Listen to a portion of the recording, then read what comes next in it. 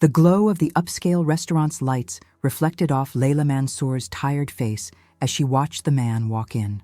It was 7:45 p.m. on a Friday, and the Damascene was at its peak, tables filled with conversations in multiple languages, the scent of traditional Arabic spices mingling with expensive perfume. He wore a flawless gray linen suit, and there was something about the way he moved, calculated, observant, like a feline assessing its territory, that suggested he noticed every detail: the customer murmuring numbers into her phone, the couple kissing discreetly in the corner, the exhausted waitress pretending not to notice anything. Layla was 26, and exhaustion had already etched itself into her face. She wasn't unattractive. There was beauty in her delicate Arab features, wide, honey-colored eyes, skin that carried the warmth of Damascus, dark hair she carefully tied up each morning. But there was a constant tension in her shoulders, a way of making herself small that came from years of survival. Her black waitress uniform was spotless, but her hands trembled slightly as she checked the tables. They trembled because she knew exactly how many hours she had worked that week, 58, and how much that added up to. $340. It wasn't enough. Rent was due in 5 days, $1,000 for the tiny apartment in Washington Heights she shared with her grandmother. Her grandmother, Farah, who had raised Layla alone after her parents were killed in a car accident when she was 3, needed blood pressure medication that cost $200 a month. Her Arabic studies scholarship at the university covered tuition only, not food, not transportation, not life. She was on her 3rd job, part-time at a clothing store during the day, waitress here at night, and on Saturdays she cleaned doctors' offices. Sleep was a luxury Layla had learned to ration. The man sat at a corner table, the one with a full view of the restaurant, and motioned to her with a gesture that suggested he was used to being obeyed instantly. His fingers were long, strong, with thin scars that told stories Layla couldn't quite decipher. Layla took a deep breath and approached, her notepad in hand, her professional smile in place. "Welcome to the Damascene," she said in English, her accent still carrying traces of Damascus, where she had grown up until she was 15, when her grandmother brought her to the United States in search of better opportunities. "What would you like to drink tonight?"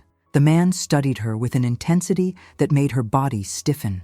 His eyes were gray, the kind of gray that comes with sharp intelligence and constant calculation, the way someone who has spent a lifetime analyzing people looks at the world. "Do you speak Arabic?" he asked suddenly in English, but with an accent that suggested he had spent time in the Levant. Layla blinked, uncomfortable with the sudden change in direction. "Yes," she replied cautiously. "It's my native language. I grew up in Damascus." "Perfect," the man said, leaning back in his chair in a way that suggested absolute control. "I'll give you $1,000 if you serve me in Arabic for 1 hour. I want to talk to my associates in a language the waiters, and probably the manager, don't understand." Layla felt her body freeze, then thaw, then freeze again. $1,000. It was more than she made in a month of hard work. It was her grandmother's medication for 5 months. It was safety. It was breathing. But there was something dangerous about the way he made the offer. Not as if he were asking, but as if he already knew she would say yes, as if he had calculated the exact measure of her desperation. "Of course," she said, even though every instinct told her the offer was dangerous. "It would be my honor to serve you in Arabic." The man's smile was brief, almost like an involuntary reflex on a face that rarely showed emotion. "Samir Rashid," he said, extending his hand. "And you are?" "Layla Mansour," she replied, shaking his hand and noticing how strong it was, the calluses that hinted at training and possibly violence. "Layla," he repeated, as if testing how her name, her identity, felt in his mouth. "And you'll find that working for me, even for 1 night, will change your life in ways you can't anticipate." Samir Rashid had arrived at the Damascene that evening with 3 men. None of them looked like typical businessmen. There was a military precision in the way they moved, a presence that suggested formal training. Layla served the table in fluent Arabic that night. She listened to every word, every nuance, every shift in tone. There was talk about shipments, referred to only as products, discussions about distribution through the ports, mentions of contacts in 3 major cities. But what confused her most were the references to intelligence operations, compromised informants, and an infiltrated information network. Layla was smart enough to understand this wasn't an ordinary business, and she was smart enough to know she should never tell anyone exactly what she'd heard. When Samir handed her the envelope at the end of the night, discreetly, as if it were simply the way to settle the bill, she saw not only cash, but also a heavy business card. There was no company name embossed on it, just a phone number and one line. "When you're ready for more." You weren't supposed to hear any of that, Samir whispered in Arabic as she tucked the envelope into her bag. But you, Layla Mansour, didn't look shocked. You looked like you understood. That's rare. I understand the need for secrecy, Layla replied carefully in Arabic, and I understand that some conversations should never be repeated. Samir smiled, genuinely this time. Excellent. You could have a very interesting future if you choose to accept. Layla shouldn't have called. Her instinct, that primal sense passed down through generations of women who'd survived impossible circumstances, warned her that crossing that line meant there would be no going back. But it was Tuesday, and her grandmother had missed work, cleaning houses for wealthy families, because her blood pressure had spiked. The doctor said she needed new medication. The new medication cost $300 a month, not $100. Layla called. "I've been expecting you," Samir said when she identified herself. "Meet me at Café Renaissance tomorrow at noon, alone. I'll bring the $1,000 that went missing after my friends split the bill." He hung up before she could respond. Café Renaissance was located inside one of those sleek office buildings on Fifth Avenue. Layla had walked past it hundreds of times on her way to the university, but had never gone in. The café itself was the kind of elegant place where people whispered and coffee cost more than $10. Samir was waiting for her at a corner table. He always seemed to prefer corners, Layla noticed, holding a small cup of black espresso. A second coffee sat waiting across from him. "Cappuccino," Samir said before she could even sit down. "You look like a woman who prefers creaminess in her drinks, smoothness." Layla sat down, unsettled by how easily he'd made that observation based on almost nothing. "I have a proposal," Samir began without preamble. "Work for me. Not at the restaurant. Quit that job. Work for me as a translation and interpretation consultant. You'll accompany me to meetings, translate conversations, make sure nothing gets lost in translation. You'll do it in Arabic, sometimes in French. You speak French?" "Yes," Layla said, still confused. "I learned it in school back in Damascus and improved it here." "Perfect," Samir continued. "You'll work in Arabic and French. You'll be paid $10,000 a month. All your expenses covered, transportation, clothing, food, and your grandmother's medical care. Fully paid. Any medication, any treatment." Layla blinked. $10,000 a month. It was impossible. It was more money than she had ever seen in her life. "How long?" she asked. "As long as necessary," Samir replied. "Months, possibly years. It depends on how things develop." "And what exactly are you asking me to do?" Layla's voice was low. "Besides translating?" Samir lifted his cup, took a slow sip, then set it down carefully. "Do you want me to be honest, or would you rather hear the version that makes it easier to justify your decision?" Layla blinked. "The honest one." "I work in intelligence operations," Samir said, his voice flat, without inflection. "I infiltrate international criminal networks, particularly those involved in trafficking and distribution of illicit goods. I need someone who can help me navigate Arab communities, someone whose native language is Arabic, but who's also integrated into American culture. You're exactly what I need." Layla should have stood up. She should have walked out of that cafe and never looked back. She should have said no, gone back to her 3 jobs, refused every bit of that dirty money, but her grandmother needed those medications, and her grandmother, who had sacrificed for her whole life, deserved better than a slow death from uncontrolled blood pressure. "I need to think about it," Layla said. "You have 24 hours, Samir replied. He slid an envelope across the table. "Here are the missing $1,000, a good faith gift. If you decide to accept my offer, you'll call this number." He pushed a different business card across, this one with just a single number, and you'll say, "Arabic is my language. Understand?" "I understand," Layla whispered. Layla called the next day. What followed were 3 months of training. Not in the traditional sense. Samir didn't take her to a military camp or an anonymous building. Instead, he studied her. He watched how she moved, how she spoke, how she reacted to fear. He took her to meetings where she only observed. then to meetings where she translated simple conversations, then to progressively more complicated encounters. Layla discovered that Samir had apartments in 3 different cities. She found out he had bank accounts she would never be able to trace. She learned he had connections with people who were both sophisticated and lethally dangerous, and she slowly realized that he was constantly testing her loyalty. "Why didn't you leave?" he asked one night while they were in his Manhattan penthouse overlooking Central Park. He had brought some documents, nothing classified, just examples, from his previous operations. "You had chances. You could have taken the money and disappeared." "Because," Layla answered, with the kind of honesty she had started sharing with him, "my grandmother is diabetic. She has high blood pressure. She had a minor stroke 2 months ago, which you probably didn't tell me because you knew I'd quit. I felt it, and still, you kept taking care of her. Better care than any insurance could provide." Samir walked to the window. "You realize I'm using you?" "Yes," Layla said. "Just like you realize I'm letting you do it because the alternative is worse." He turned to face her. "You should hate me." "Maybe I do," Layla replied. "But that doesn't change the fact that you gave me a choice when I thought I had none." 6 months into her job, Layla was deeply embedded in Arab communities, passing information through Samir.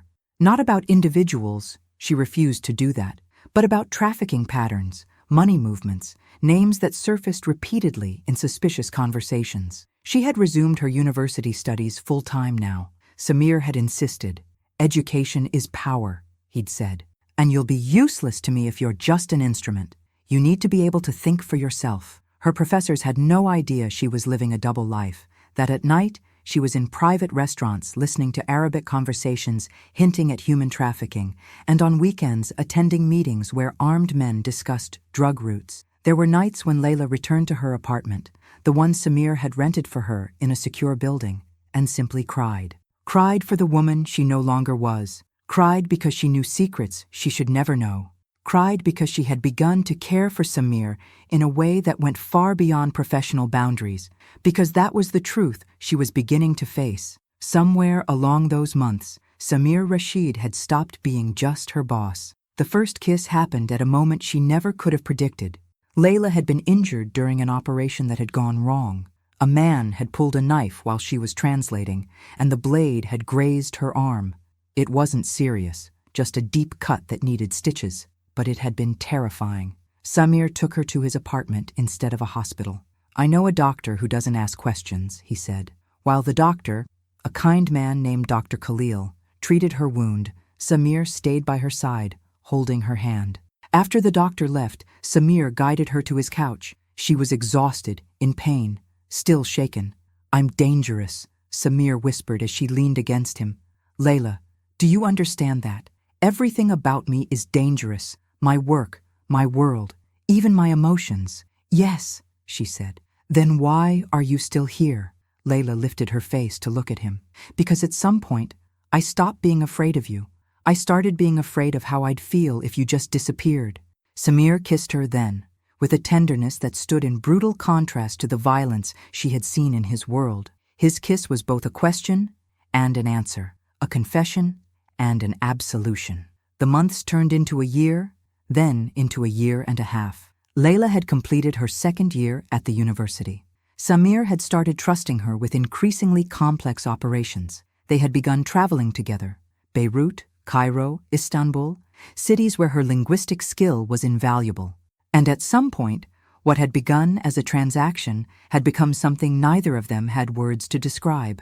Samir had started sharing things about his childhood in Damascus. Yes, he was from there too, he eventually revealed, though he had left when he was 18. Things about his family, a father who had disappeared under unclear circumstances, a mother who had taken her own life when he was 21.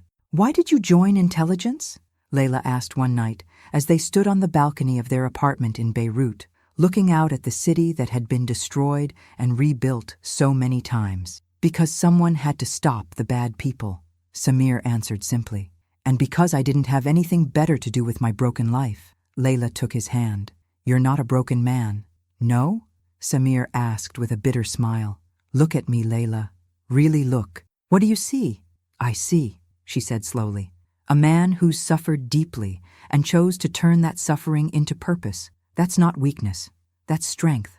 Samir kissed her again, and this time there was desperation in his kiss, as if he were trying to absorb her, as if he feared she might disappear. The betrayal came from where they least expected. Khalid had worked with Samir for 8 years. He was his confidant, his second-in-command in many operations, and he had been selling information to the criminal network Samir was investigating. Layla discovered it by accident. A conversation in Arabic she overheard at a restaurant in Jackson Heights, a name that didn't belong in that context. She ran to Samir. The operation that followed was swift and brutal. Khalid was found, questioned, and eventually killed by the same criminal network he had betrayed, ironically. But not before Khalid revealed something that changed everything. He knows about Layla, Khalid had whispered to Samir. During the interrogation, Layla wasn't allowed to witness. He knows she matters to you. He knows you love her. That makes her a target. When Samir told her later, Layla felt something inside her break. You need to disappear, Samir said 3 nights later, while she was in the hospital with a superficial wound she'd gotten when the network tried to capture her in retaliation. I'll arrange a new identity, a new country. You can take your grandmother. You can vanish, and I'll never come looking for you. Layla just looked at him. You'd do that? You'd let me go? Yes, Samir said, and she could see he meant it. Because the alternative, watching you die, is unbearable. Then don't let me go, Layla replied. Instead, let me help you finish this. What followed were weeks of maximum risk. Layla worked with Samir to set a trap for Khalid before the rivals could kill him. She pretended loyalty. She hid recording devices. She gathered information. When Khalid was finally eliminated, Samir was seriously injured, a gunshot that hit him in the thigh. Layla took him back to Dr. Khalil, and for 2 weeks she cared for him as he recovered in his apartment, managing his antibiotics and physical therapy. During that time, Samir talked about leaving the agency. I can't do this anymore, he said one morning, while Layla changed his bandages. I can't keep living halfway. I'm either all in or I'm all out. Which do you choose? Layla asked. You, Samir replied. I choose you. Samir officially left the agency 3 months later, once his wound had healed enough. The document was signed in a gray federal building on a gray day. He turned in his badge, his weapon, his allegiance. Layla was waiting for him outside the building. When she saw him, she just hugged him. No words. What do we do now? She asked. We live, Samir said. Finally, we just live. Layla finished her university education. Her thesis on translation as a cultural bridge between diasporic communities was published and widely recognized. Samir started working as an international security consultant. Legitimate, profitable work that used his intelligence skills in ways he could finally feel good about. They married 2 years after Samir had left the agency. The wedding took place in Damascus, in the same garden where both had played as children, though they hadn't known each other back then. Layla's grandmother, fully recovered and radiant in her pale green hijab, walked her down the aisle, tears streaming as she watched the granddaughter she had raised alone become the wife of a man who had once chosen her safety over his own life. 10 years after their first meeting at the Damascene, Layla and Samir opened their own center, not for intelligence, but for translation, intercultural dialogue, and mutual understanding. The center operated as a bridge between communities. Refugees arriving in the city learned English while preserving their native languages. Immigrants received legal assistance in their own tongues. Humanitarian organizations found trustworthy interpreters. Samir used his security background to train protection agencies on how to identify human trafficking networks. Layla developed intercultural translation curricula for universities across the country. Their children, a boy first, then a girl, grew up speaking Arabic, English, French, and even some Russian. They grew up visiting both Damascus and Manhattan. They grew up understanding that the world was vast, complex, and beautiful. 20 years after their first meeting, Layla and Samir returned to the Damascene. The restaurant had changed owners several times, but still kept its soul. The same manager was there, now with hair completely gray, but with the same warm smile. You two, he said, his eyes lighting up with recognition. The waitress and the man who offered $1,000 for an hour of Arabic. How are you? We live, Layla replied, taking Samir's hand. We just live. They were seated at the same corner table. Samir ordered the same whiskey he had that first night. Layla ordered a glass of red wine. Do you ever regret it? Samir asked, taking her hand. All of it? Meeting me? Letting me into your life? Layla looked at him. This man who had once been a calculated businessman, who had become her mentor, then her love, and finally her life partner. Never, she said softly. The only regret I have is not meeting you sooner. Samir smiled, that genuine smile she had come to recognize as the one he reserved only for moments when his guard was completely down. You changed my life, he said. You changed mine first, she replied. Maybe we just changed each other, Samir suggested. And we've kept doing it, every single day. 50 years after that first meeting, Layla passed away peacefully in her sleep, with Samir by her side, holding her hand, as he had done countless times throughout their shared life. Their children, now grown, with families of their own, organized a memorial at the center their parents had built. Hundreds of people came, refugees who had found safety through translation, immigrants who had learned to navigate their new countries, intelligence officers who had become humanitarians. Samir stood during the memorial, telling stories about the waitress who had once surprised a secret agent with her fluent Arabic, about her courage, her compassion, and her ability to love a man who had entered her life as a predator and left it as a redeemed man. She saved me, Samir said, his voice trembling. Not just once, but every day for the last 50 years. She saved me from myself, and I spent my whole life trying to be worthy of that sacrifice. At the Damascene, where it had all begun, a bronze plaque was installed on the corner table. It simply read, "Here, a secret agent offered a waitress $1,000 to serve in her own language. What he didn't know was that she would serve him not with words, but with a love so deep it would transform both their worlds."